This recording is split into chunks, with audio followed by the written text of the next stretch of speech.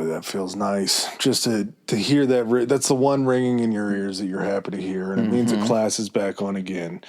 We are back in the middle of another teaching episode where Professor Chris is going to go ahead and just tickle our fancies with another war story. As main Professor Adam will be sitting with you in class as we talk about Operation Gunnerside, as Chris talks about Operation Gunnerside. Now, we've touched on this topic a couple different times just throughout World War II history, throughout what was going on in Norway as far as the heavy water situation. Heavy water is extremely important.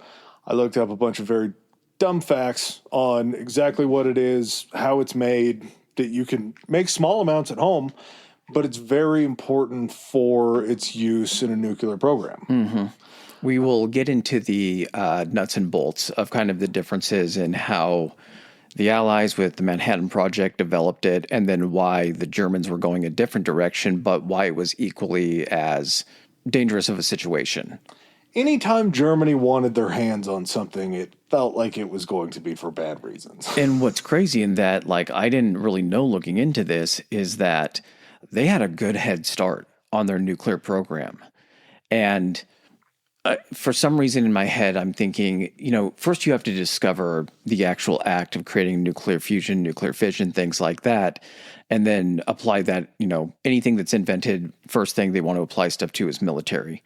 But countries, that information disseminated to where how to perform that in the fission and everything was then kind of parsed out to other places who then took that and started running with it in their own way. Well, what a great place to hide something in Norway. Well, and it was already there. That's the thing. Well, before we get too far into it, remember everybody, rate, review, subscribe, keep the comments coming. It's providing us a lot of good suggestions for future episodes and kind of lets us know kind of what you guys enjoy more than other things. Kind of helps us point in those directions. Well, and it pinpoints us too, because we've had a couple people reach out about similar things to something like Gunnerside, where you had these resistance groups inside of these occupied countries. We talk so much about how brave the Allies were and how strong they were in trying to crush the Germans during World War II. Meanwhile, all of these places that were occupied, that got run through, they didn't give up. There were still resistance forces within the countries that were working to try to disrupt the German war machine. They would lose their standing national army is what it was. But that just made way for people to have to go underground and kind of fight back in their own way. And kind of what happens with, Britain and, Norway and everything is going to be a key component in this. We're going to go ahead and get right into it. Let's go.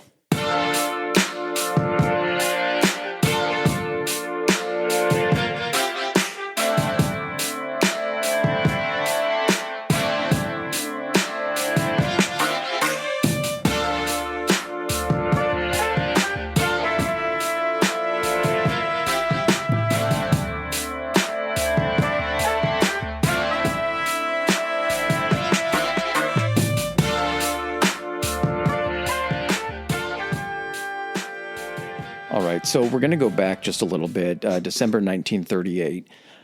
Few people, Otto Hahn, Fritz Strassmann, Lise Meitner, Otto Robert Frisch. These guys discover nuclear fission, and unluckily enough, it just happens to be discovered at the Kaiser Wilhelm Institute in Germany. Sounded like some German blokes from the beginning.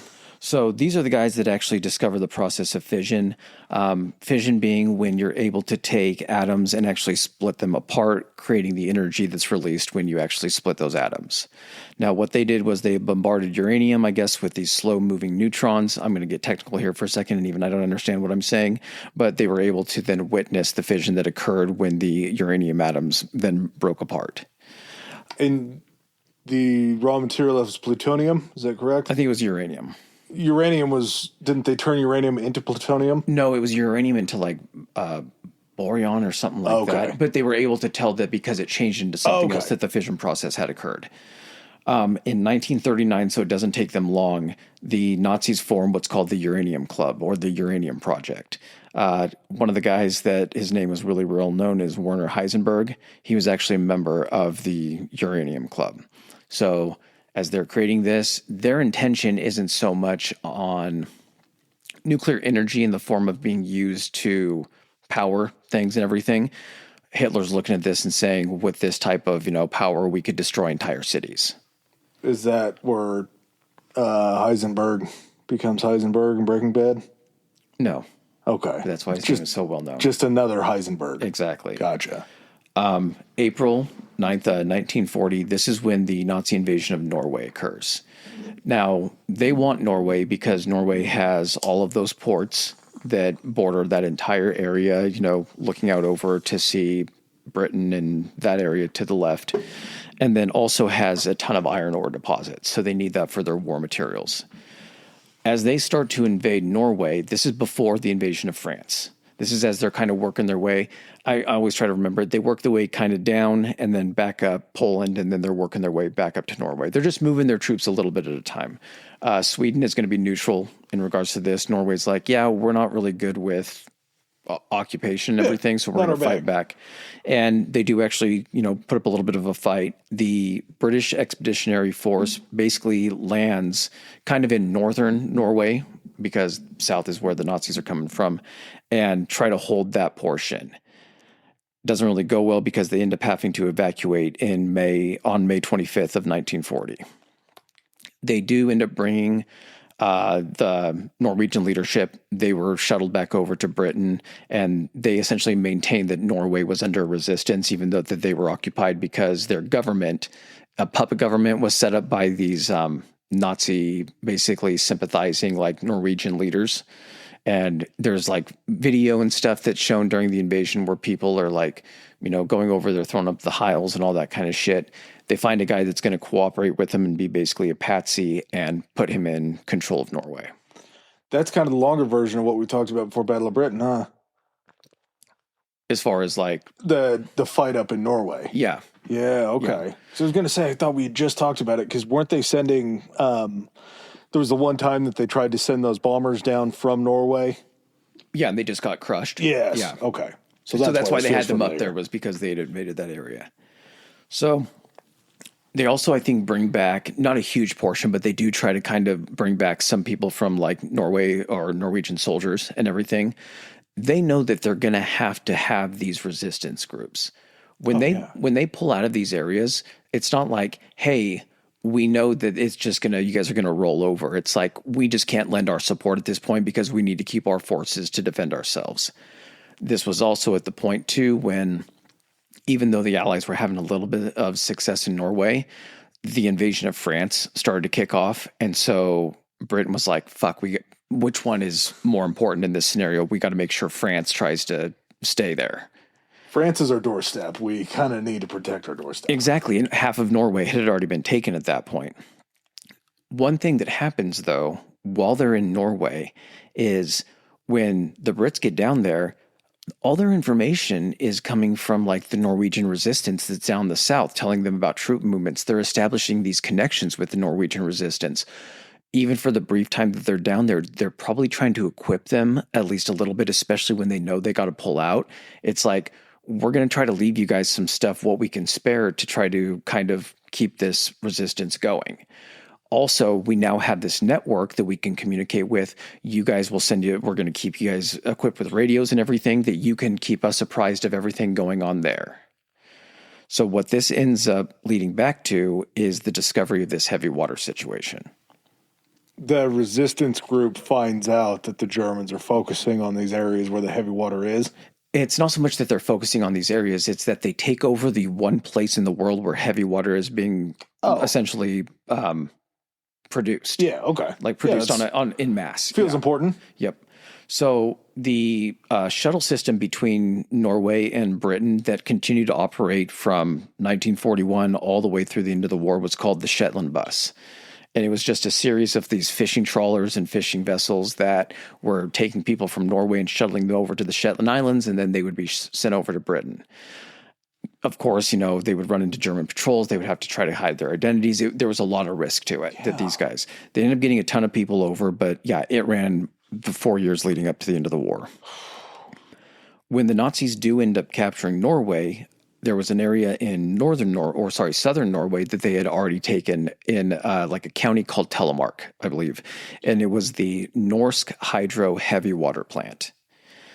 Now, the reason that they were producing heavy water, it's a byproduct essentially of creating, I believe, ammonia for fertilizer and stuff like that. Okay. And they found that a byproduct of that was essentially the manufacture of heavy water.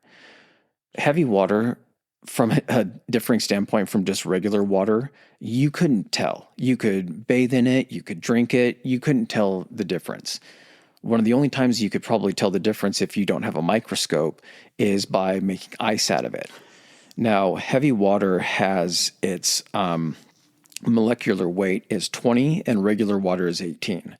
That's enough, essentially, because there's a difference between regular water and heavy water that when you make ice cubes out of it, they'll actually sink to the bottom of your glass.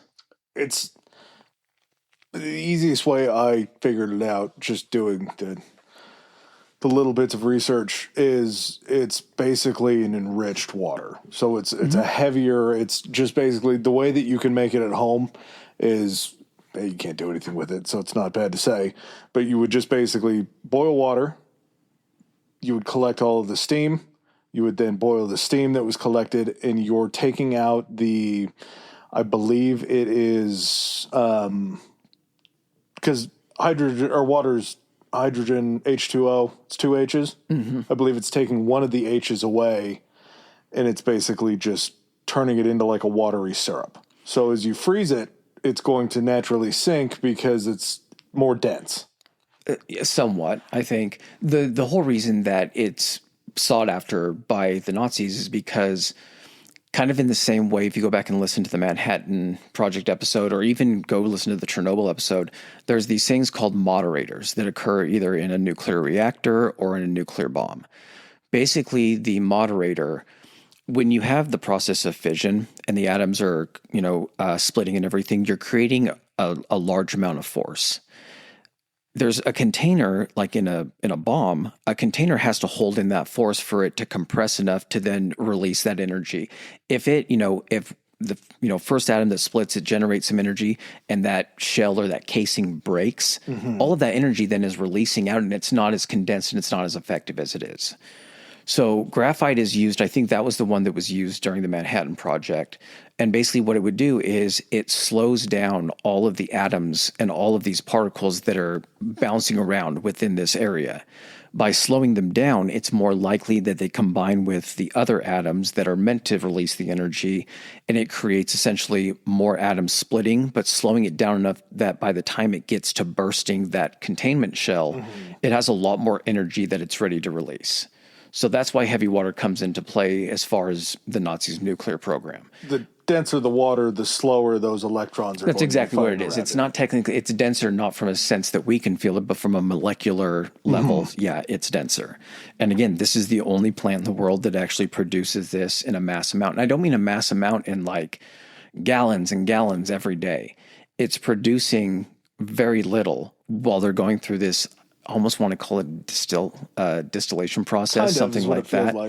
To give you an idea of how in nature, how much heavy water is produced, it's 1 in like 240 millionth like parts or something like that. And even then how would you ever even locate that too? So it's pretty difficult to produce. Not everyone is doing this, obviously. It is naturally occurring, but it's naturally occurring at a rate that's impossible. In ways that you could, the only time you could determine how it naturally occurs is you'd have to look into the process of doing it. It wouldn't be, obvious or anything. So this hydro plant was built in 1933 with design collaboration from this guy named Leif Tronstad. He was the chemical professor at the University of Trondheim, and part of the reason this plant was created is they just determined during this process of like creating the ammonia and everything, they could produce this heavy water.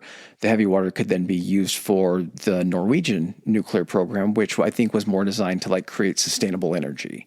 I don't think As they it were. Should have been used the whole exactly. Time. Yeah.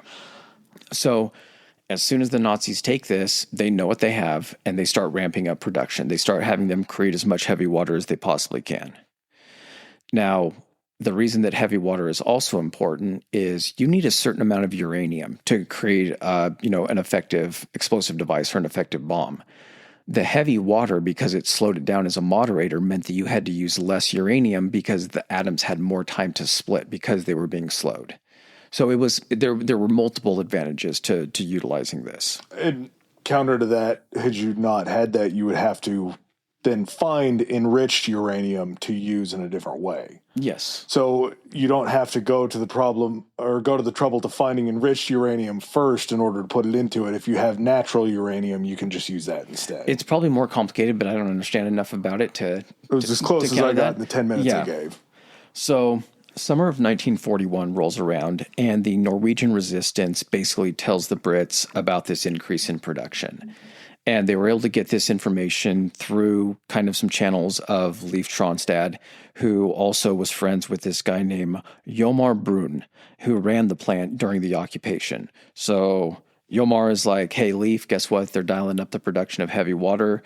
Leif, knowing kind of what it can be used for, is reporting back to the Brits and saying, you guys might want to pay attention to this. I mean, this is the country that did actually discover nuclear fission. Yeah.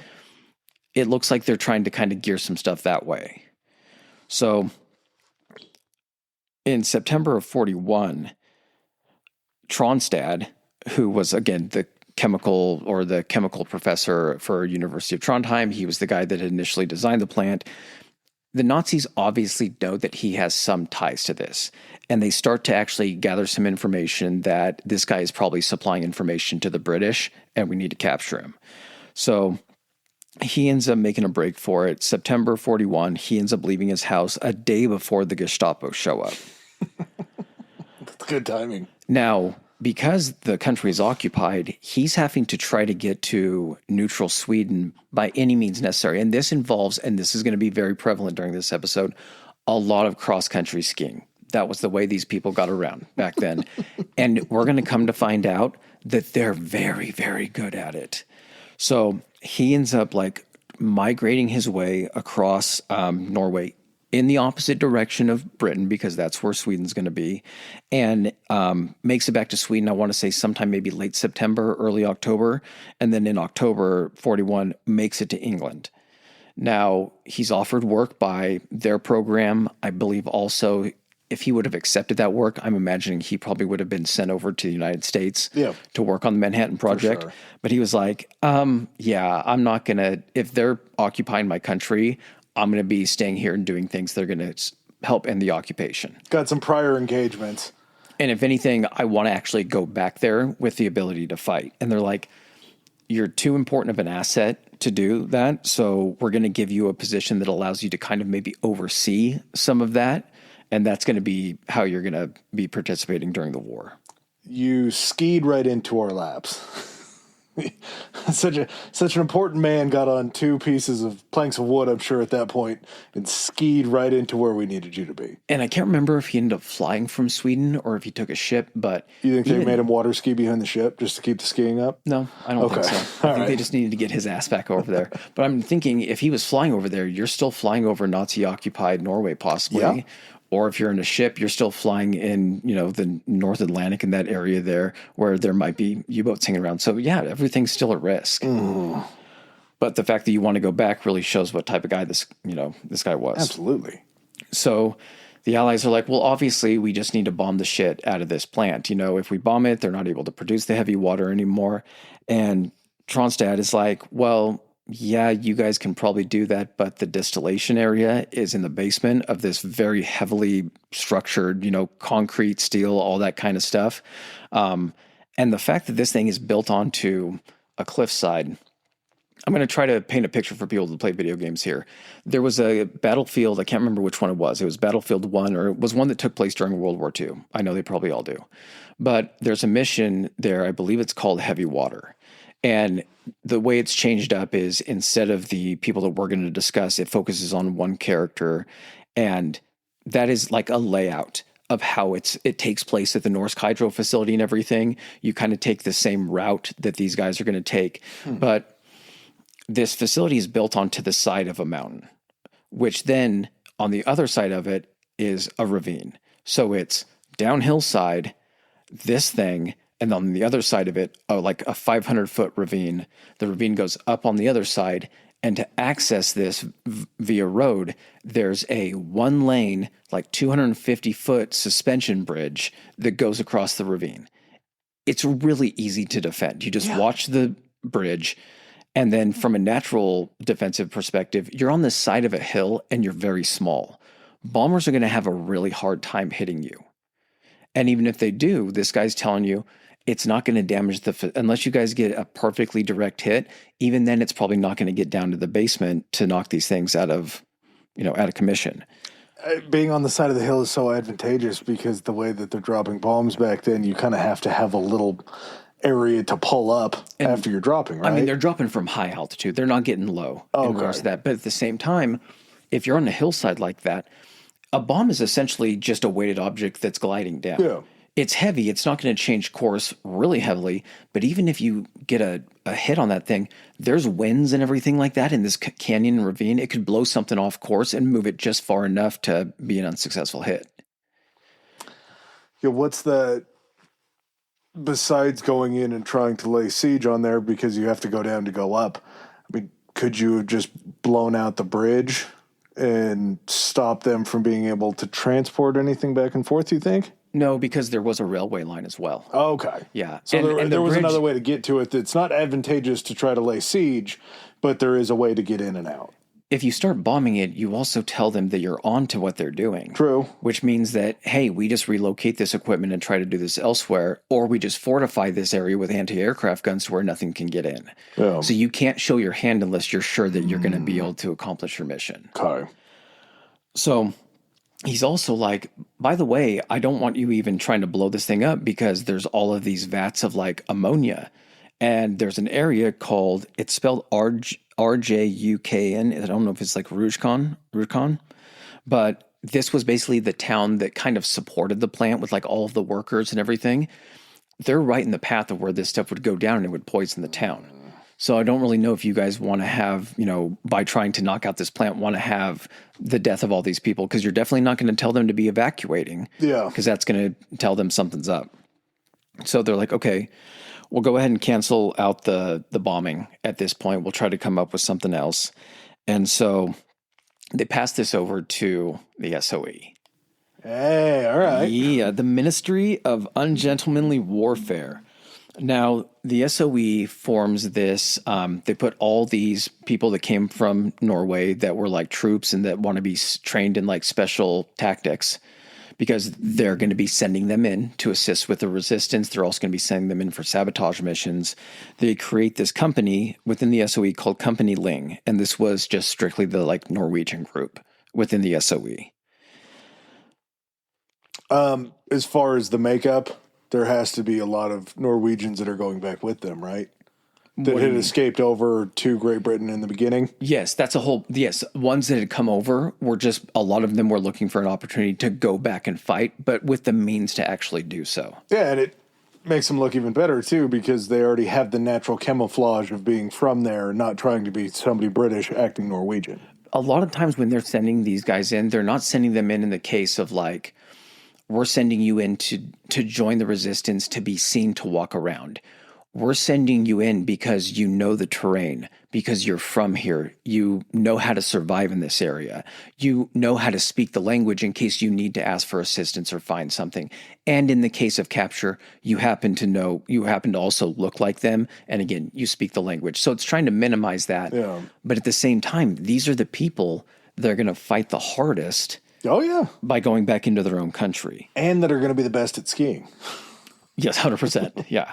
So they're trained in this place called the Cairngorms region, which is up in Scotland. That's where the SOE is doing all of its like training and everything, because it's the furthest from occupied France and all that.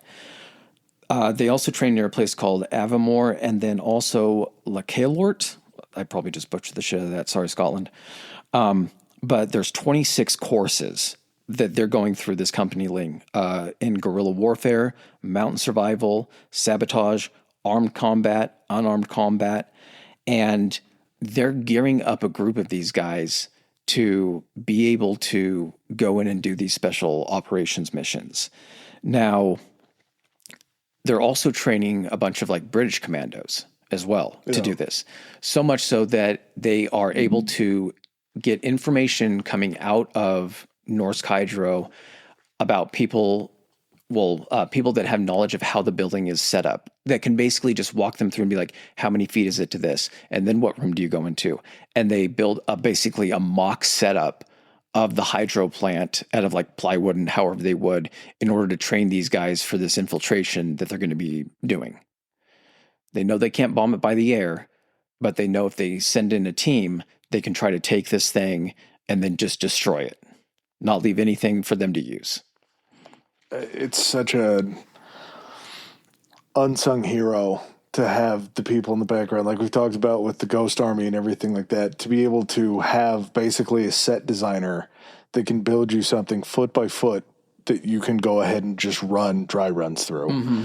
And to know that they're building something with that accuracy that you could have your eyes closed by the time that you get there. But if you're in that building, you know that it's 8 steps down to this turn. No surprises. Yeah. To be able to walk in and know where you need to get in a timely manner.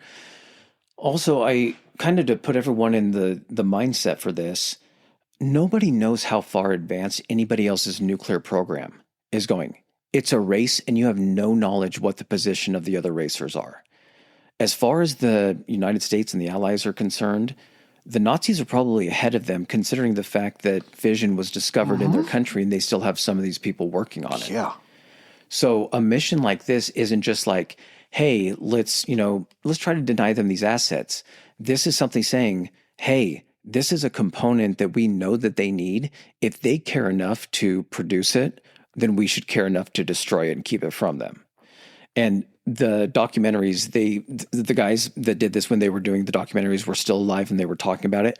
These guys are so fucking humble about this. They were just they didn't know what they were doing at the time. They had a mission. They were told what they needed to do. They didn't know what capacity it could be serving in. I think at one point during their training, they did hear that it was a piece in their nuclear program, and I'm sure they could probably infer enough out of that to know what the importance of it was, but they wouldn't know what their impact was for a while.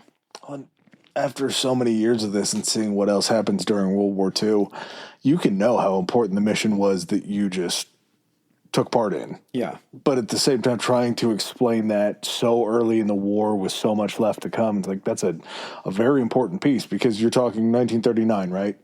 This would be 1940 now. But even 1940, the Manhattan Project, we're not going to end up using until, what, 45? Mm-hmm. So that's 5 years before the Manhattan Project is ready to launch.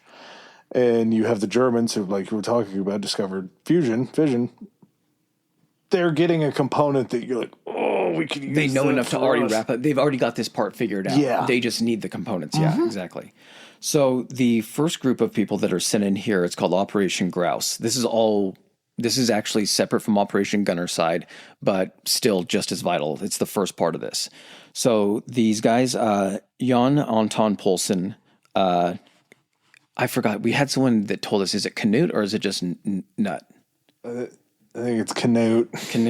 Hogland, Klaus Hellberg, and Arne Gelstrup. These 4 guys, all Norwegian guys, were going to be dropped in, and their job was to, for the next little while, you guys are just going to surveil the plant. You guys are going to find a place where we can land the attack, the group that's going to come in to actually perform the attack. And you're going to need to know everything about all the Germans' movements, how many people are there. They're going to need to be completely apprised of the situation when they get there. You'll then help them execute this and take the plant out. So but you have to stay out of range of everyone, right? Like, you can't be seen while you're there doing ops. 100%. You're not a tourist walking around being like, oh, is this the hydro plant? No. Like, these guys are full winter gear and basically just completely a clandestine operation. So it takes them a couple attempts because Norway is very fickle when it comes to the weather. It can be clear, 1 hour, and then a couple hours later after you launch the guys to actually parachute in, weather can turn.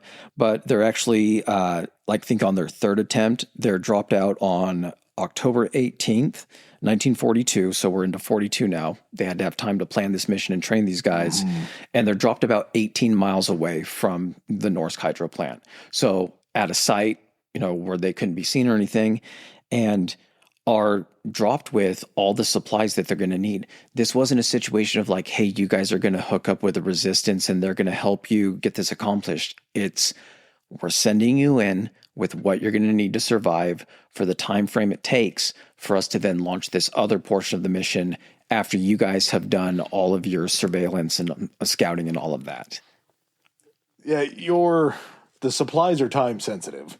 We can't really run too far past this date, or else you're going to have to go out and try to find your own food and water Exactly. and everything else. Yeah, and you guys need to get close enough to this plant that we don't know how we're going to approach this thing yet. Yeah, we have images from the air. We have an idea. We know there's the bridge and all that, but it's not like you guys can get the attack group down there and all of a sudden being like, okay, now let's figure out how to approach this thing. You have to have a path for them laid and give them options about being like, you can either go here or here, however you guys want to handle it. So November 1942 rolls around, so a month later, and this is when Operation Freshman ends up kicking off.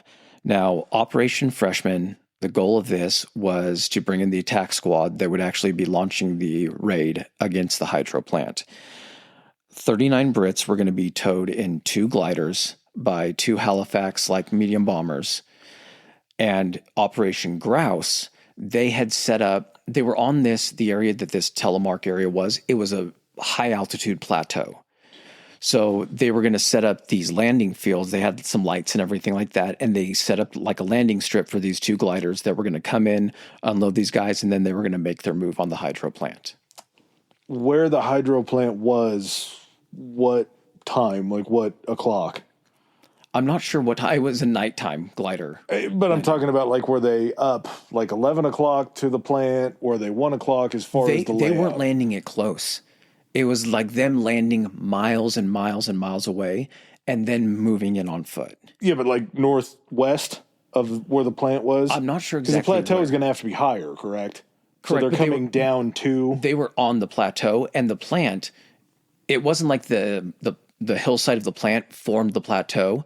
The plant was also... think of a plateau in the sense of an entire region being on a plateau in the same way that once you hit the Rocky Mountains, all of this area until you get to like California is all up higher, like Denver and everything. Mm-hmm. So they're still landing on this plateau.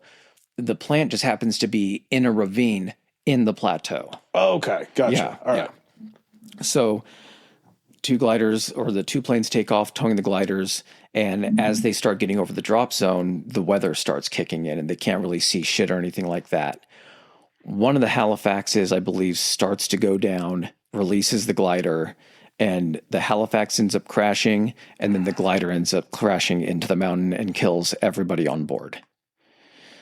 The other one, I don't think they saw because of the visibility. I don't think they saw any of that happen, but they decide, hey, we can't release this other glider, can't see shit.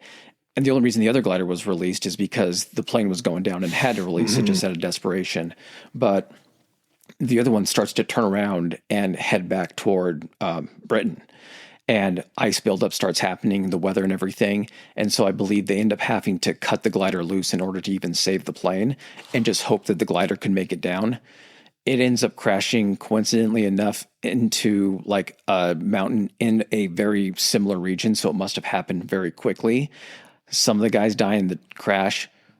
A bunch of them are actually found alive and taken captive, and they're turned over to the Gestapo. Now, who found them? It was probably a German patrol or something. Okay. Especially after a plane crashes into a mountain, a glider wouldn't necessarily cause a fire or anything like that. The plane crashing into the mountain is definitely going to alert them that something's up. They're going to come out there to investigate. The survivors probably weren't in great shape and everything. They were probably just trying to kind of gather the wounded. They probably weren't trying to make their way off too quickly, and so the Nazis caught them pretty quick. Sparsely populated area. Yeah, and this took place after there was an objective, or I forgot what they called them, but a Fuhrer announcement or whatever, a directive. It was the commando directive that commandos could be executed and shot on sight. They didn't classify as the same like rules of combat. So it wasn't like, hey, we got to take you prisoner and everything like that. It's like your commandos, you're trying to sneak in here, not with a main force or anything, you can be killed. So a bunch of these guys were executed after torture by the Gestapo trying to get information about what they were trying to do. They ended up going back after the war had been won because they knew where these guys were buried and everything, and dug them up, and their hands were bound behind their backs with barbed wire. It's not a very peaceful way to go. So I'm sure after that was discovered, some people that maybe had gotten away, that were on trial and everything like that, they're like, ooh, we found some of this stuff in the area that you were in charge of. So hopefully some war crimes got put against some people for that. Yeah. Yeah, I'd imagine tying somebody up with barbed wire probably goes along with behind their backs and then shoot them in the back of the head. Yeah. Yeah, that's not a great way to go, but you have to imagine they didn't give anything up. There was a map. Oh. That was found in the crash. And that's not them giving it up. That's the Germans paying attention. Yeah, but still, the map had a path going down through Norsk Hydro. It wasn't like a map that had a circle and then a cross on it and everything. It was essentially a map that went down through Norsk Hydro. And so they're looking at this and they were like, okay, the target is definitely this hydro plant that these guys are going to be trying to go after. That was their reason for coming. They actually kind of were looking at the line and everything. They're like, well, actually, there's also this like hydro dam that's powering all of this kind of stuff that if they knocked it out would lose power in, a huge area that the Nazis were occupying. Also would cause a bunch of destruction that then they would have to try to sift through and figure shit out. So it took the attention off the hydro plant a little bit, but I mean, they still suspected that there might be something. They didn't really increase security though. Because this thing was so naturally defensible that they didn't figure there was really a reason. It hadn't been tried to be bombed or anything like that. And for all they knew, everyone that was coming in here to try to take this thing out had just been killed. They didn't get the 4 guys that were part of Operation Grouse, though. That are still up there. They're still just hanging up on the mountain. And they knew that the Brits were coming in. They got a radio message, I think, like later that day after it happened and said, like, the operation failed. We lost everybody. You guys are going to need to run. And they were like, okay, we're going to go ahead and back off quite a distance. They found themselves like a little like hunting shack. Basically, it was a 1-room shack that they were able to set themselves up in way out of the way to where they wouldn't be found or anything. And basically just chilled out there. And we're like, if something else, we're not going anywhere. We need to kind of figure out a plan. And over the course of 3 months, these guys evade capture. They end up going into hiding. They're renamed the Swallows. So it's not, I don't know why they changed them because it was going to be part of a new operation now, I guess. But they spent these several months just isolated in this small shack, extreme weight loss from these guys because they've gone through all of their rations that were planned for just the operation for when Freshman was supposed to get there. And they end up eating they're able to dig down and find like moss and everything that they're able to survive off of. I want to say that they would send a guy out to go to other like hunting shacks and everything to see if not to like knock on and see like, hey, can you spare some of this shit? Would go and try to find like canned stuff or preserved stuff that they could bring back. I remember one of the guys found like a barrel of like pickled fish or something like that. And so they were like, well, thank God we can survive a little bit longer. That has to be that's standard issue. I would imagine that's pretty just pickled fish everywhere. Yeah. Well, and that's the thing is trying to survive anywhere off the land's never going to be easy. They're doing it probably where the ground is covered in feet of snow. Buddy, this takes place between October and like December is when, yeah. Yeah, so your choices for rations or being able to hunt, because again, you're not just out there to be out there. You're out there undercover. So even though you're probably pretty far away from anybody else, if there happens to be a few people in one of the hunting shacks that are up there, they're going to hear gunshots if you're trying to hunt. I think they made sure that they were far enough spaced away, and especially far enough away from like Norsk Hydro that they couldn't hear gunshots or anything like that. They could probably hunt if there was the opportunity for Yeah, I think they probably went as far, if not farther away from it than they had originally landed. So they, I think, were at least 18 plus miles away from this place. If, like I said, probably a little bit further, considering they didn't know that there was going to be another operation. They were just trying to be out there to survive, but maybe also still be a little bit useful or in range if it came down to it. Via ski, you're not too far away via ski. They're skiing everywhere. The guy that was the best skier was the one that went out to these other shacks to try to find stuff. And then they had a guy that was their best shot who actually went out and was actually trying to hunt reindeer. And I want to say he ended up tracking a herd. And on December 22nd, he was able to shoot one and put it down and then drag it back. The first thing he did, and I guess it's like a Norwegian tradition, is he went and he drank some of the blood. Hell yeah. It's also been kind of discussed, like, these guys are fucking hungry as shit at this point, and he had just gone out there fucking cross-country skiing to try to do this. He's now got to tow this thing back to the shack. He was just trying to get in calories and everything, plus maybe do a little bit of tradition as well.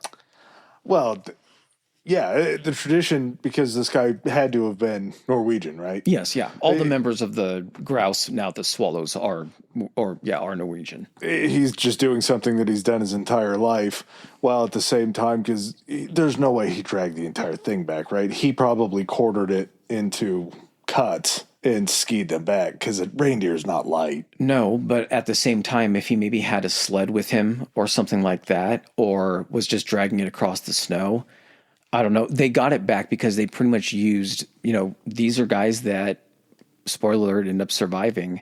Were able to tell everything about this. They're like, nothing out of that thing went to waste aside from the hooves, even the bones we used to make stew. Like, we were doing everything we could to try to survive. We knew we couldn't give ourselves away as far as our position, because if it's not this, like, this is our country. This is something we're trying to do to make a difference. It's this or bust for us. So we just got to survive until something else presents itself. That's a hell of a Christmas dinner they had, though. Oh, yeah. Yeah, they were eating good for that. They said they even were eating the partially digested moss out of its like stomach and everything like that to try to get, because you can't just eat meat. Yeah. So they were trying to kind of get it balanced in some way, shape, or form. You're doing what you got to do to survive, man. Oh, yeah. Yeah. I just wonder. I can't even imagine the taste with that acidity and stuff like that. Yeah, because that thing's still got stomach acid in it. It's still, you're not pulling out the organs, because again, if you're using everything, it's all coming. Yep. So 3 months after Freshman, the Swallows are notified of this new operation they're going to be running called Operation Gunnerside. So the Brits are like, I think what we need to do at this point is we need to scale it down, and we need to make it maybe not so audacious and try to eliminate the variables. Let's not use gliders or anything like that. That seemed to be the issue. The gliders are going to require them to expose themselves to try to make a field for them to land on. We're going to go ahead and send in 6 more of these Norwegian commandos. They're going to drop in. We'll have them meet up with the Swallows. And at that point, they can plan the operation and then get it executed. It'll be easier probably sneaking in a smaller squad anyway to try to do this. What do you think that is? Not to keep interrupting you, but the variables they had to know going into Freshman and grouse and everything before that with the gliders, right? They knew that those variables were down there. They didn't decide to cut them immediately. They thought that they maybe had a bigger field to play with. What? Yeah, because I mean, the simplicity of grouse was that these guys were just dropped in via parachute. They weren't in a glider or anything like that. So you're not having to worry about actually piloting a glider down there, finding a place for it to land safely to where everyone survives, or worry about actually like the towing process. You can get a plane in there, and even if the weather's a little shitty, you can drop those guys out, they'll land, and then just gather up their stuff. Freshman is built on variables, though. Freshman, there was way too many moving parts, I think, and I think they realized that and said, first of all, we just lost 40 British commandos out of this. These other guys have survived for like the last 3 months. We should probably send in some more Norwegians. More of them. Yeah. These people know this area and can survive in it. So yeah, let's send in more of these guys. And if something were to happen and it's not able to be pulled off, these guys just then work themselves into the Norwegian resistance, and they're there to fight. They're equipped a little bit, and then they can, it's not a total loss. It's not at all what we want this thing to be, but at least something can come out of it. So these 6 are dropped almost like 50 miles away. I think they were supposed to be dropped about 30, and then they went an additional 18 to 20, like off the course of where they were actually supposed to be dropped, and not in the right direction, not like 18 miles too shallow. And they are led by this guy named Joaquin Ronberg. And this guy knew what his team was going to be. They had been training prior to this for the exact thing. They'd been training on that course. He knew, as a Norwegian, what was going to be necessary. This guy prepped his team and got them decked out. He went to a bedding manufacturer because he was like, these British issue sleeping bags are dog shit for Norway. So he went to a bedding manufacturer and had these like specialized sleeping bags constructed for him and his men. He did these specially designed sleds to help them kind of move about the train because he knew they were going to have to take all their equipment and travel a further distance just to even hook up with the Swallows. And he specialized their boots and everything to make sure that they were more tailored to what they were going to be doing, especially with skiing and everything like that. And then he got with a Norwegian professor who had been over in Britain and designed these like special ration kits to make sure that they were maximized for like the caloric intake and gave them everything that they were going to be needing in, you know, as minimal amount of like packaging and everything as possible. They made their own MREs.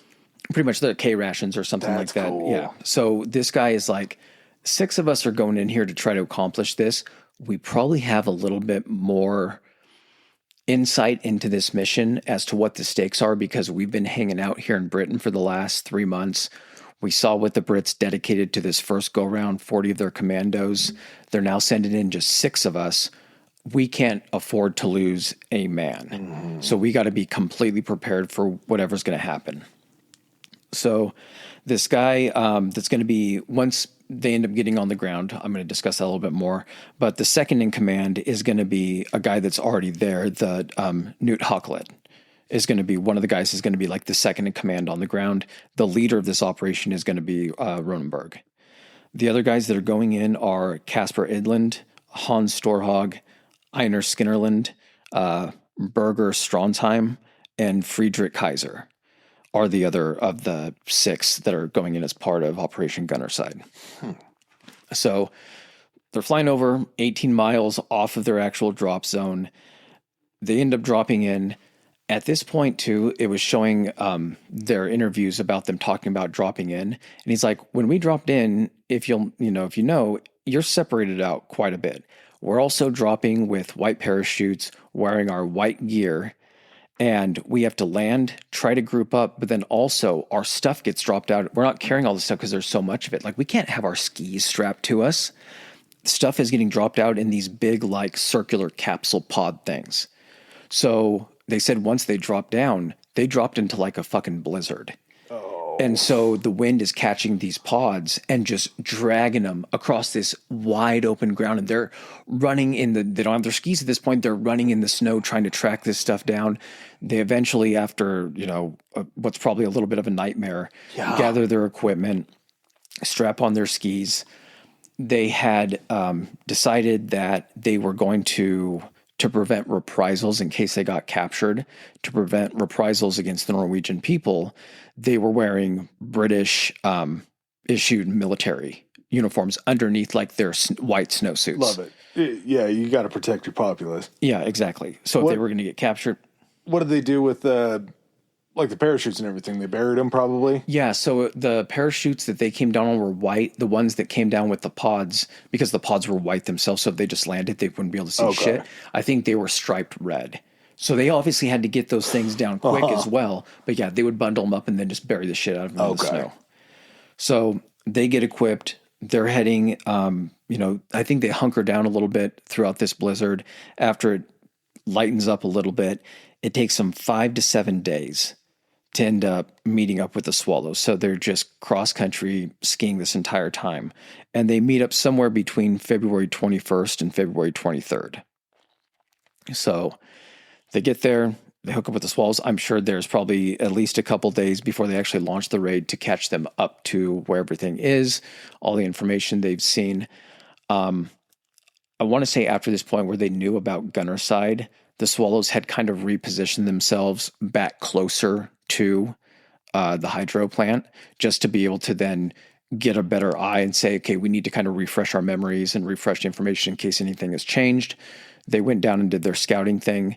Once they were together, they start planning this operation, and they're kind of going over the options of like, okay, what are the ways we can actually get into this place? So there is the coming down from the hillside above, and the hillside had these like large, probably I think maybe like 8 or 9 of them, these huge pipes that were routed down in a straight line from the hillside. You couldn't really like go down the pipes or anything like that, but they were coming down that hill. The hillside behind the plant was all mined. Oh, that's not a good option then. Yeah, and that's again why, the Germans really didn't see fit to kind of increase the security after this map. They're like, this place is already pretty heavily defended.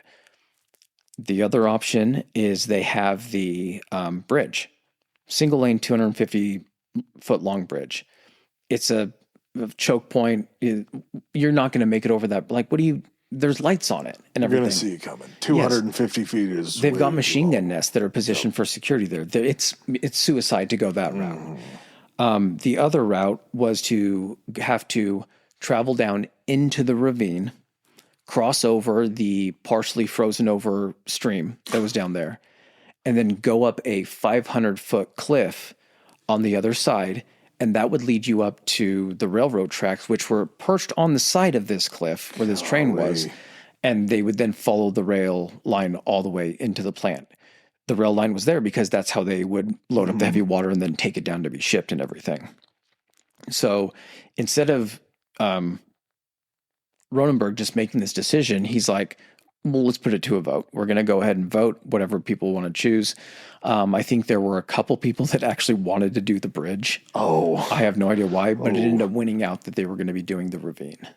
They wanted to do the bridge, but they wanted to be numbers 9 and 10 in the lineup of going across the bridge. I don't think that's still going to help you. It depends on how far across you actually get before they start opening fire. So, wow. February 27th, 1943, the raid actually begins. They work their way to the site. They have to do it, they have to leave because they want to approach it at night, and they want to do this whole thing at night. Yeah. So during the day, they're traveling from this shack where they all met up at, getting within sight, and then waiting for darkness, working their way down through the trees, down into this huge-ass ravine, across the water, and then they have to move up and climb this 500-foot cliff that none of them have ever scaled before. They got to just hope they're equipped to do it. It's part cliff. They said it was kind of part cliff and then part like loose shale and everything. So it would go like more straight up than it would be like kind of an area that you could maybe walk, but it was all loose. Just you can't simulate that. You're also in the snow. Stuff is frozen. Yeah. And so they have 9 guys as part of this squad. One of the guys I think was staying back to be like the radio operator for it. Okay. The 6 plus the 3 others that were the Swallows were going to go in. They had a 4-man demolition team that was split into 2 groups. So 2 for each group of the demolition squad. And the other 5 would be providing like the cover unit to actually, firefight or do anything like that while those guys were in there. They make it up, all 9 of them end up making it up this. They said there were some pretty hairy moments trying to get up this cliff, but all 9 of them end up getting up this 500-foot cliff. What are they getting up into? Like enough flat land? Is it? They're coming up right onto like the railroad tracks. Okay. So as soon as they get up a few feet, railroad. And because the Nazis didn't expect someone to climb off a 500-foot ravine or anything like that, they're walking down this railroad line and they're like, oh shit, like we're just walking right in. There's no security here or anything like that. And they're able to actually walk in to not to the plant proper or anything like that, but get right up to the plant. The railway station. Exactly. Let's take a bathroom break before we go any further. Okay. Oh my God, Adam. What is that up in the sky? It's a bird. It's a plane. It's socials. Oh my God. It's faster than Instagram.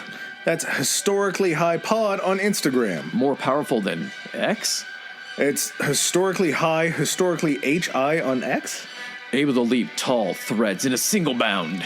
Back to historically high pod on Threads. And I mean, I guess there's still Gmail, right? We got that too. That is historicallyhighpodcast@gmail.com. All right, guys, back to the show. All right, so they are at the fence. Now, these guys' mindset going into this, we talked about this during the break. These guys think this is a one-way trip.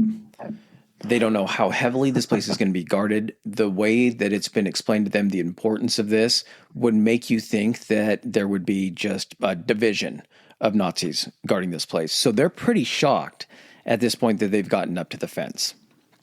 So I guess the SOE had these, like for the commandos to get through like barbed wire and like fences and stuff like that. They sent them with hacksaws. And Ronenberg one night when they were training in Scotland was, I think, coming back from like the pub or something like that. And he stopped by a hardware store and picked up a pair of bolt cutters. And he's like, these hacksaws are horse shit. They make so much noise. They take so much time. I'm buying a pair of this. Again, our survival in this is predicated on what we take with us. So why risk it? Which is so interesting because you were talking about them setting themselves up with these specialized sleeping bags, specialized boots, specialized K rations. Everything that they're doing is the British are trying to provide them with the right things. Ronenberg is doing this. Yeah, well, but originally everything that the British were going to set them up with was probably just standard issued shit, right? Or a little bit tailored for the commandos, but at the same time, commandos operating where? Africa, France. You're in Norway. It's specialized equipment. Yeah, you're going to need every kind of insight that you can get about what's going to happen there. Yeah. And for something as trivial as bolt cutters over a hacksaw, if you think about it, no shit, you're going to have to sit there and hack and try to saw through every little piece of barbed wire instead of just walking up and snip, snip, snip, snip in a circle. Yeah. Why that's not already I'm sure after this, that was pretty much standard issue. So bolt cutters through the fence, all 9 of them get in, and they're kind of, because they'd been studying this and because they had heard from first accounts, they knew the exact layouts. They knew where they were going to enter. They knew what area was the most secluded and where they could sneak in the easiest. They go to the door that they're supposed to be using and the door ends up being locked. So they're like, okay, we're just going to go ahead and pivot. We've, models and everything like that we've studied. We know there's other ways into this place. So part of the team, I want to say that Ronenberg was one of the leaders of the demolition team. He ends up finding a conduit where like a bunch of pipes were coming into the building where there was just like a mesh grating or something like that. He ends up popping that off and then is able to crawl along the pipes and get basically into the basement of this building where they were trying to get to anyway. The reverse Dufresne. On top of the pipes, whereas Andy was kind of in the pipe with the shit. Gotcha. Yeah. All right. Yeah. Just a little bit more sanitary. Yeah. Yeah. So him and his guy are in there and they're kind of looking around. They're like, where the fuck? The other 2 guys not follow us? The other 2 guys head off to try to find another entrance into it. They end up breaking a window. It doesn't alert anyone or anything like that, but they're able to. I'm guessing it's the thing that you just, you wrap up your fist and then you punch it just to crack it a little bit and then it's got to be something like that. They end up getting in, and in the meantime, before they see them come down, they're already setting their charges. And basically, they almost look like large versions of what's the keg that's not a pony keg, but it's the tall one, tall, skinny one. It's like a quarter keg or something like that, right? Yeah, it almost looks like the CO2 container. Yeah, these are probably about 4 feet tall and maybe like 2 feet around. And there's just a bunch of them. There are a bunch of distillation storage vats for like the heavy water and everything. Okay. These aren't the explosives that they brought in. These are the vats that are already there. Yes, this is what they're looking to blow up. So they're setting all of their charges around this stuff. The other 2 guides end up coming down, and they're like, okay, we'll start setting up our stuff. And they end up being discovered by like a night watchman or coming upon a night watchman. But this dude's Norwegian. Oh. And he's just like... It's a win. Yeah, and so he's just like, oh, hey. And I think his name was Johansson. So he's like, I'm Johansson. He's like, we're trying to blow the shit out of this place. He's like, fantastic. What can I do to help you guys? So he's like, all we need you to do is just get out of here because we're going to be setting off these demolition charges. He's like, okay. I can't find my glasses. Hang on. I can't find my glasses. Oh. Do you know how hard it is to get a replacement pair of glasses during a Nazi occupation. Gotta be impossible, I guess. So this demo team is like, okay, let's find your glasses real quick. So they're in his office. They're searching around, find his glasses. There's a story that it was the thing where he was so stressed out, the glasses were literally sitting on his head. And he's like, here they are. Another story says that they maybe were under some papers on his desk. They found the glasses, though. Found this guy's glasses. Oh, so they're like, heavens. okay, Johansson, fucking get it up to this point. You probably shouldn't run like outside of the plan because then it's going to look like you were part of this. Mm-hmm. Get to an area where you're going to be safe. So Johansson's out of the mix. They set to the charges and they originally set for 2 minutes for the fuses. They're like, yeah, we want to make sure that this happens. We've made it this far in here. Worst thing that could happen is there's too much time.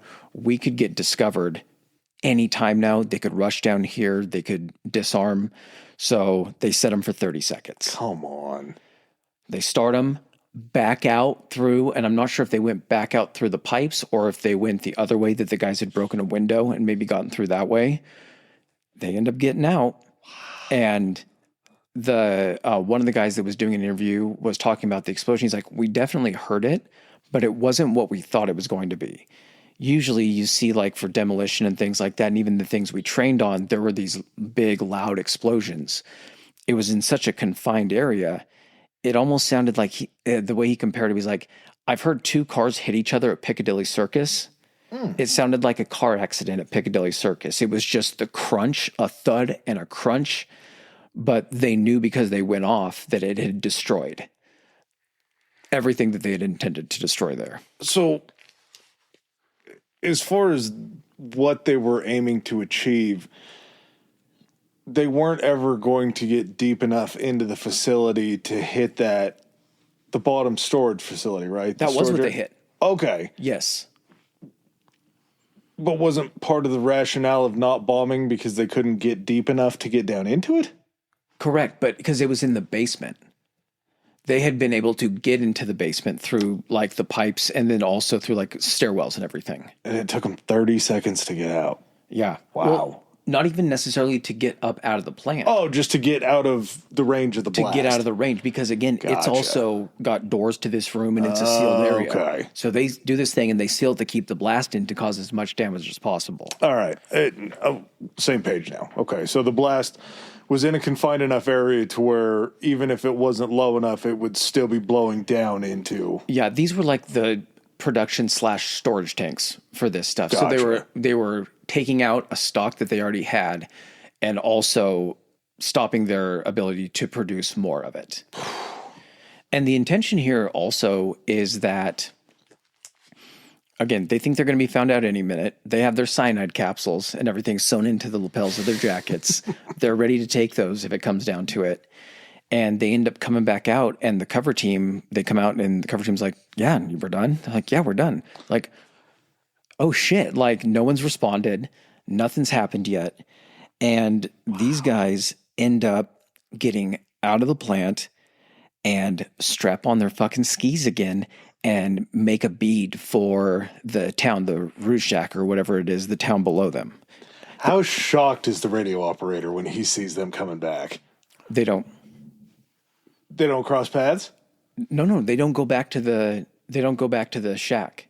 Oh, and Not that's all where of the them. radio operator was? That's where the radio operator Oh, was. so he doesn't even know they've made it out. No, he was just back there to keep reporting back to the Brits and everything that, hey, they had left. And of course, the British are monitoring anything they can for intercepted signals to see if, hours later, days later, the Nazis send up an alert and they're like, there's radio communication coming out of this area of Norway. It sounds like they've been caught, or is the radio communication saying that the plant's been destroyed? They're just they know based on the guy in the shack when they leave to go do the operation. And then it's basically, I'm trying to remember what the decryption group was called in Britain. They're now listening in for anything that will confirm or not deny, but like confirm it's failed or succeeded, basically. So that's the loneliest guy on the planet at that point in time, probably.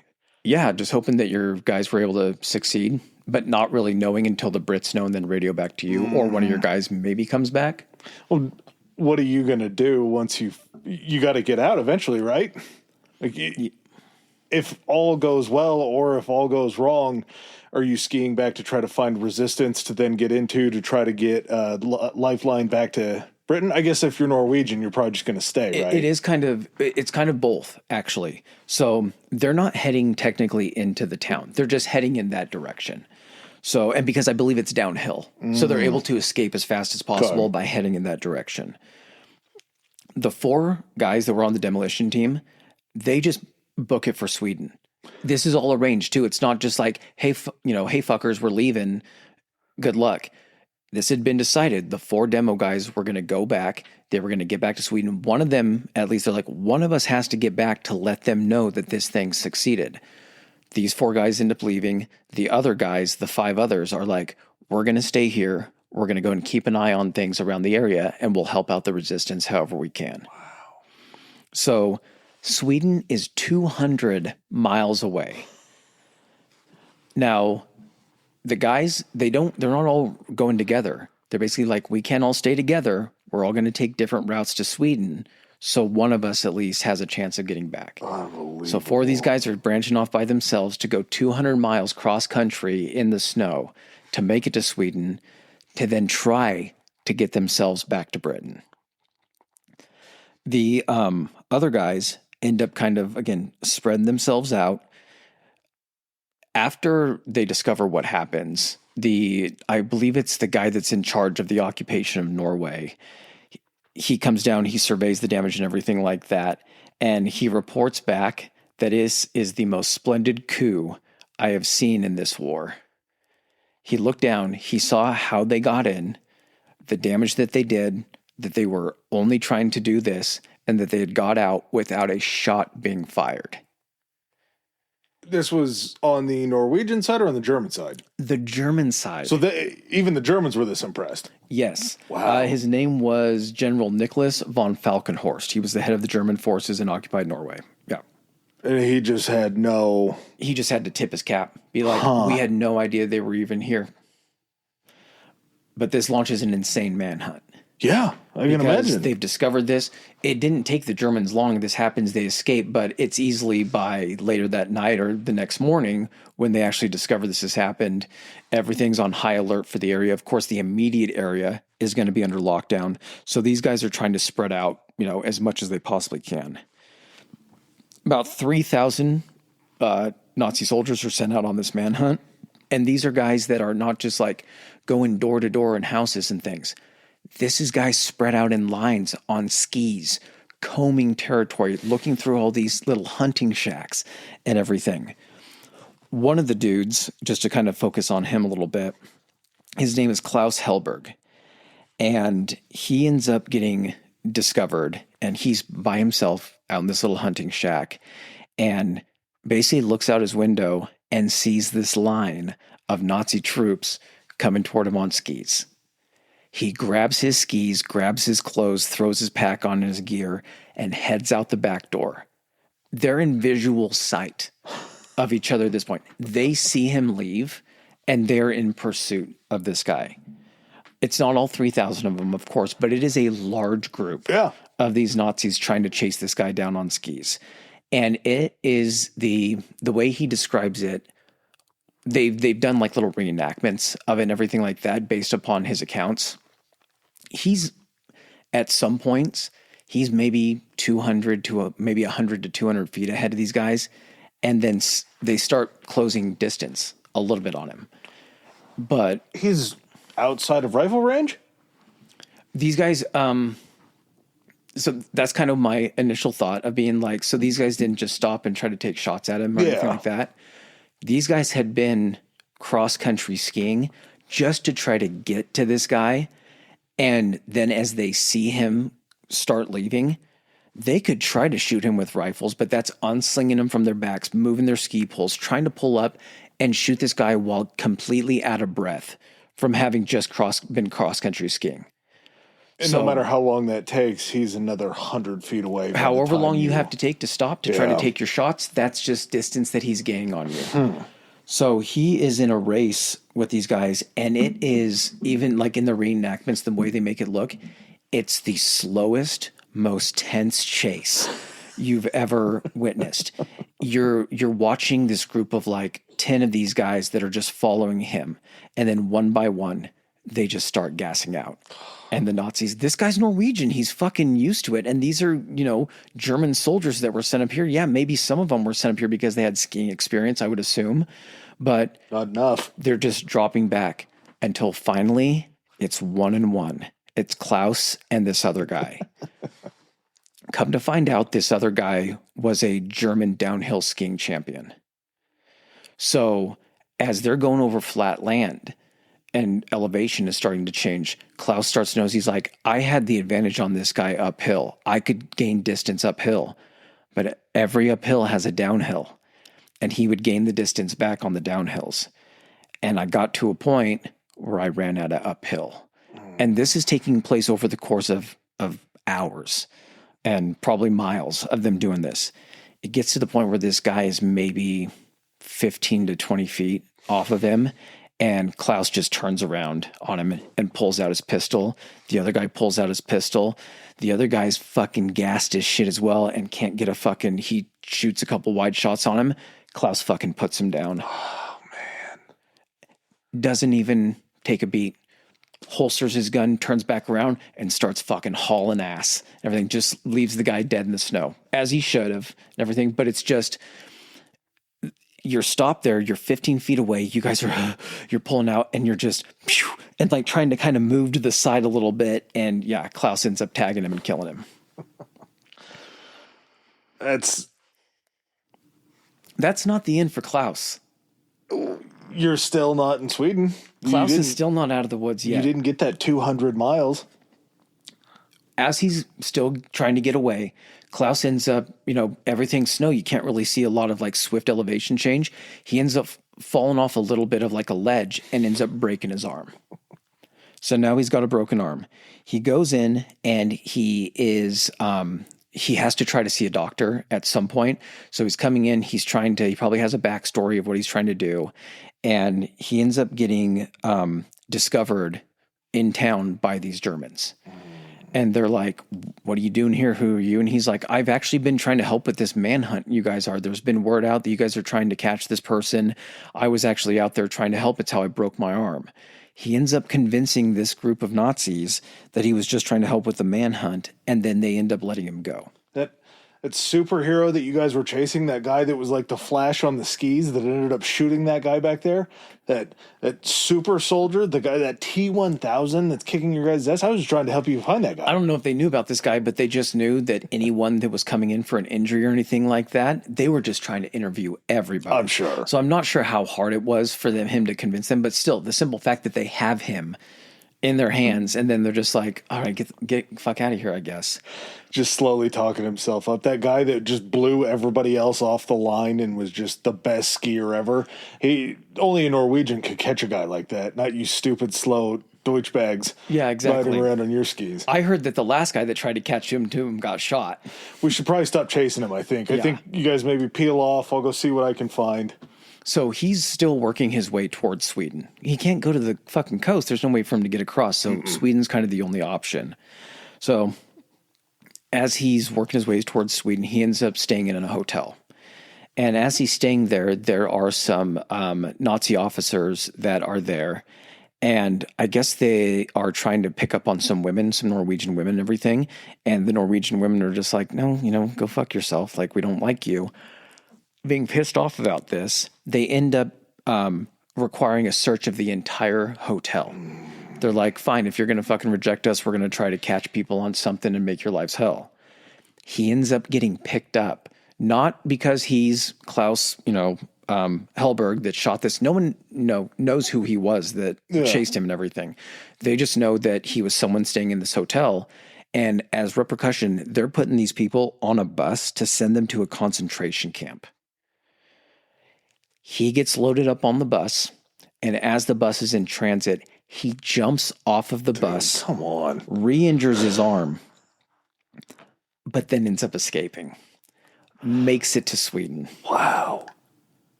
Had to be on foot. He couldn't have escaped with his skis. They weren't going to give him skis. No, because I'm guessing this was if it's a hotel and it's in a town and everything like that, he probably waited for an opportunity. It probably was once they were out of town a little bit or somewhere he could try to lose them or something like that. Yeah, and then ends up getting away. What an escape. And so, I mean, that's probably the most, as far as I'm concerned, the coolest portion of it. But this doesn't stop either. Because even though some of these guys have escaped, some of the guys that have stayed have become part of the underground. Some of them are still even in that Rujvac overwatching the Norse plant to see if they're able to get it back up and operational. And they end up getting it operational again. It delays them. I think it takes them 2 months just to try to get back to where they were producing the heavy water. So again, this is from a standpoint of we don't know. No one has any clue where the Germans are at this point in developing a nuclear bomb or doing anything like that. So any time that you can set them back, and setting them back 2 months for this material that they need for part of it, that's nothing but breathing room of being like, we have a little bit more time to try to beat them to this. Yeah, the chessboard is also taking plenty of different shapes throughout those months. Mm-hmm. If we're into 42, like you're talking about during this time, we're past the Battle of Britain. We're over in the east. Everything's unfolding over there. Obviously, they're not probably pulling anybody that's in Norway towards there. Maybe they are, but it's not necessarily affecting that heavy water plant. They're not pulling people out of the plant to go fight on the front lines, probably. I'm guessing there's a lot more security and everything, but one of the guys that ends up staying behind, it's Knut Halklud, and he stays behind to fight with the resistance. Now, with the information about the nuclear again, he doesn't know shit about that. He doesn't know really what they were doing. He might have heard rumors that that's what they were trying to prevent, but British High Command isn't like after the mission communicating with Norwegian resistance on the radio and being like, "Oh, you have Knut there. Tell him that he set back the German nuclear weapons program by 2." It's all he knows is that this mission was of utmost importance. And if the Germans are back to trying to produce this kind of stuff, I probably need to do something about this. And it's not until, so that stuff that I talked about with like Klaus and everything like that I believe was still in 42. We're going to go ahead and fast forward to 44.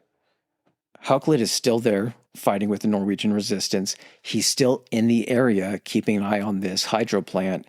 And he notices that the Germans, the Allies have actually started to try to bomb this after they figured out that they were putting it back into operation. There were a ton of bombing raids that were launched against this. I want to say production had resumed. They took it out in February. Production had resumed sometime in late April. And at that point, because they still had people on the inside, at least Norwegian workers, they were like, it's back in production. They're protected against another raid. Send in the bombers. We're going to go ahead and just try to bomb the shit out of this. They ended up hitting it a couple times, but it was like indirect hits where they hit a couple of like the outbuildings and everything. But it scared the Germans enough to be like, they know where this thing is now, especially that they're trying to bomb it. And we don't think that this is, they've hit it a couple times. We've been lucky that it hasn't destroyed any of the stores we built up at this point, but we're going to need to move all the supplies of the heavy water that we currently have. Let's go ahead and just send it to Germany to where it'll be safe. We can resume operations somewhere else. We probably have an idea of how to actually do this. Yeah. But anything that we currently have is going to be necessary for the German nuclear program. Let's make sure it's safe when we send it down there. So via the one railway out of this building, the railway ends up leading down to like a port. And the plan is they find out the Norwegian resistance is, okay, Germans have moved in a train. They're starting to load these big containers. They're not like in 55-gallon drum barrels or anything. Yeah. They're almost imagine it like a larger propane tank, like houses that are out in the country that have to have their propane tanks, maybe a little bit larger than that. 250-gallon tank, something like that. And then inside like a rectangular steel frame. So they're able to get onto railway cars and stay secured and everything. Yeah. So the plan is for the Germans to load up all the remaining heavy water, shuttle it down via the railway system to this port. It's going to go onto a ferry. The railway cars are going to be put directly onto a ferry. It's going to be taken across this place called Lake Tim, 2 M's. And then on the other side, it'll be put back onto a railway car, and that will then take it to Germany. So they're looking at this and they're saying there's only certain places that it's going to be available for us to attack. Once it gets across the lake, it's going to be much harder to get. It's going to be under more security, and it's going to be on a train bound for Berlin or wherever it is that they're trying to take this thing. We need to try to get this thing while it's crossing the lake. And so they come up with this plan where they're going to try to sabotage the ferry and sink the ferry, but give it enough time to where it gets out into a deep part of the lake to where recovery of this isn't going to be possible. And this is the resistance. This is the resistance. This isn't the British. But with the guy that was originally sent in as part, and I think this guy was actually one of the ones that was sent in as part of Operation Grouse. Oh, he was one of the Swallows even? Let me just make sure here. Yes, he was actually, Operation Grouse. Klaus Hellberg that we talked about that made the escape, he was part of the Swallows. Wow. So he had stayed there and gotten out that way. This guy is actually one of the guys that came in as part of Gunnerside, but still, I mean, so they come for up another with 2 years, you're just undercover trying to wait to pop this up. You showed up, you were a part of Gunnerside, and then you're seeing it through. Yeah, like you were just on have cleanup it in duty. you that you're going to go ahead and keep seeing this thing through.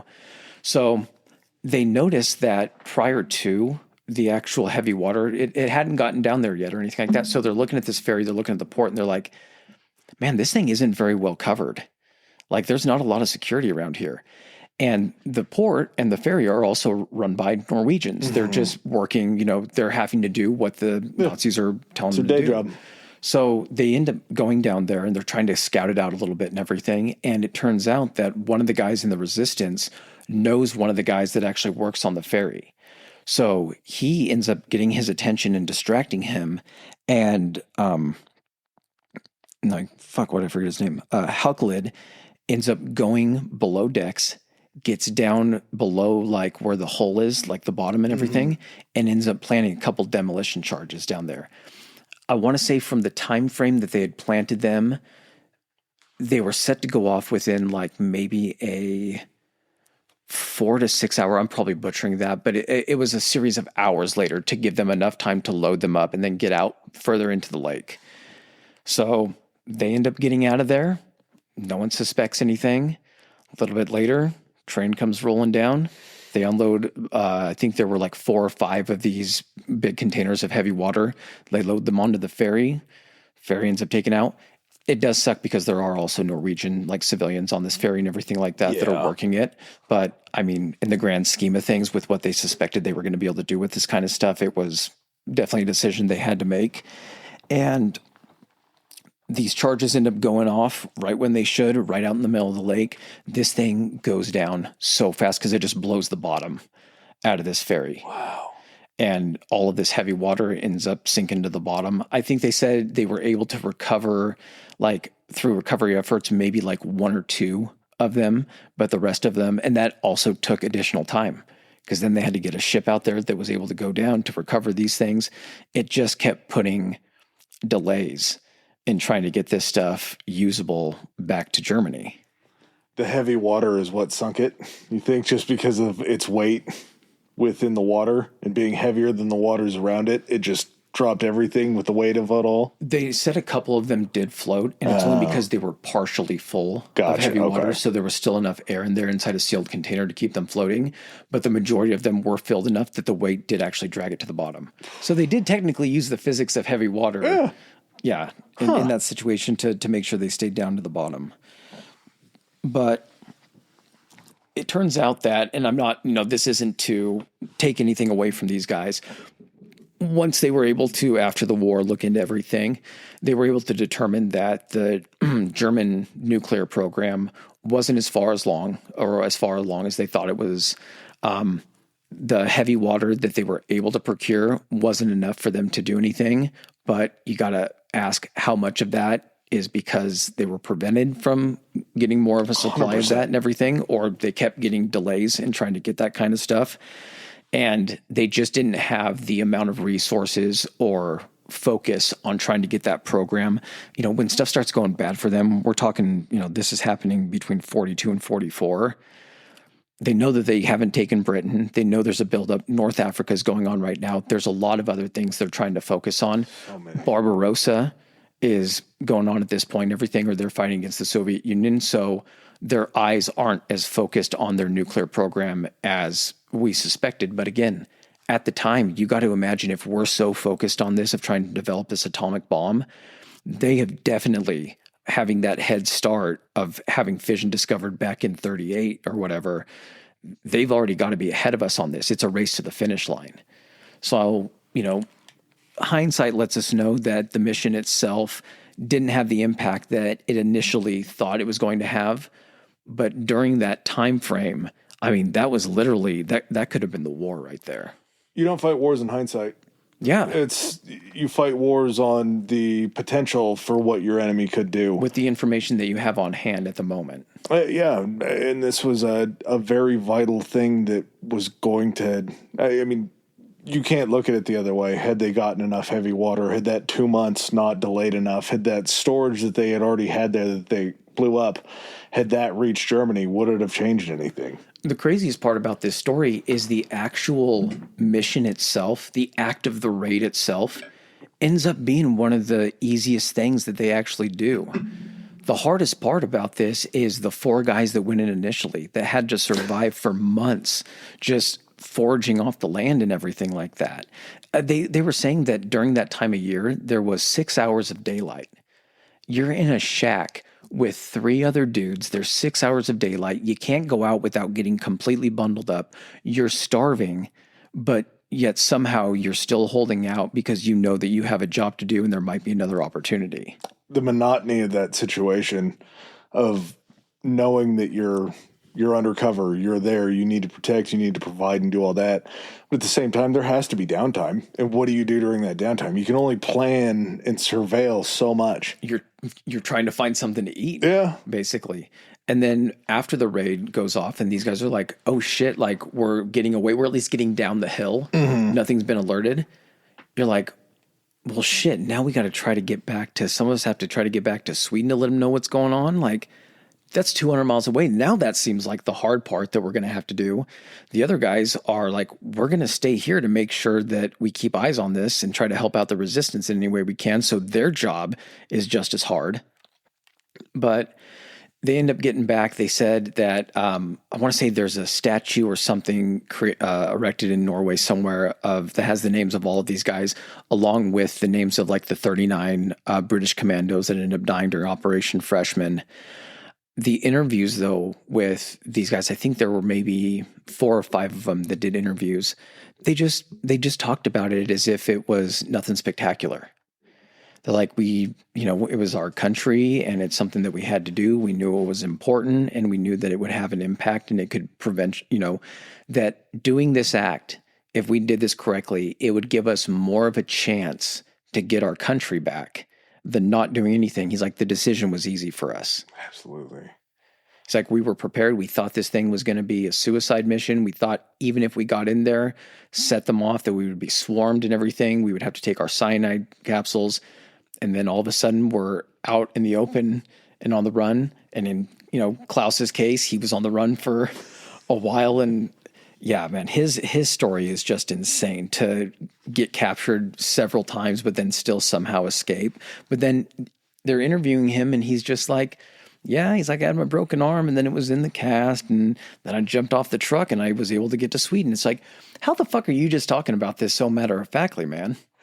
There's a certain element in that of like getting to the plant and dropping the charges and all that kind of stuff. That's what 99% of your planning is. That's just everything you're talking about is getting to the plant, setting these charges and having them successfully go off. 1% of the plan that's like, what do we do after the blast? It's like, what do you mean?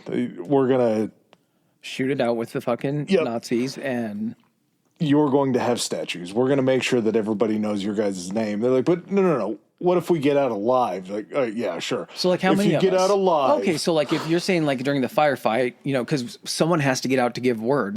Like if one of the one guy we send out ends up surviving, he's like, no, like if there's multiple people still alive on this, what do we do? And they're like, man, we don't even want to have this conversation because maybe that gives us a little bit too much hope that this thing is actually going to work out.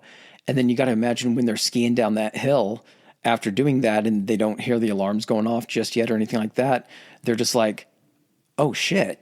Okay. So remember that 5-minute conversation we had? You said there were going to be someone heading for Sweden, and 4 of the guys were just like, we're headed for Sweden. The other guys were like, cool, I guess we'll just hang out here. This is home.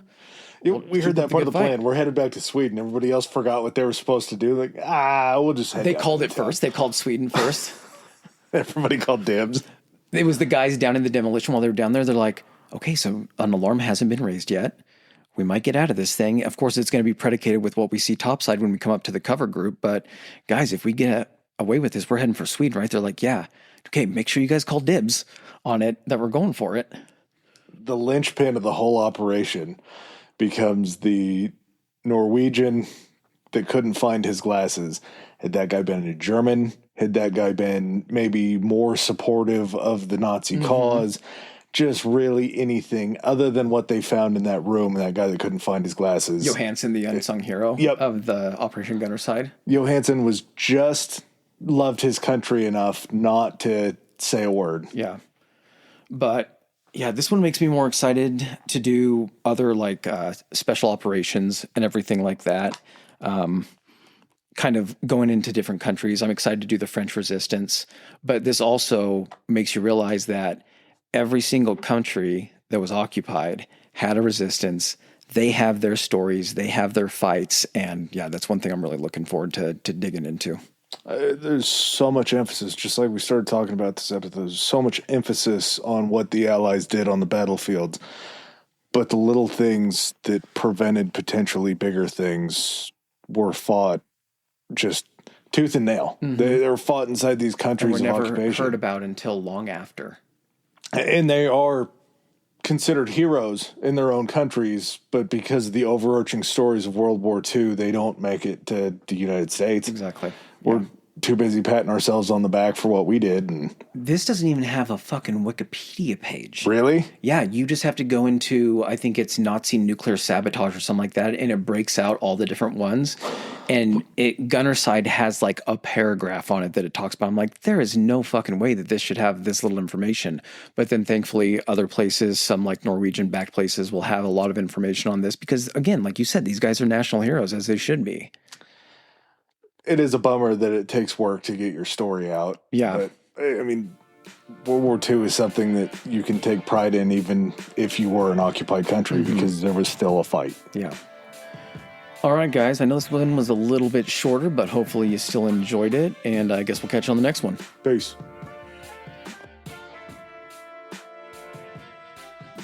All right, ladies and gentlemen, thanks for joining us for another episode. If you like what you heard, hit that subscribe and like button. Follow us. If you didn't like what you heard, still hit that anyway, because we'll probably cover something in the future that you do like.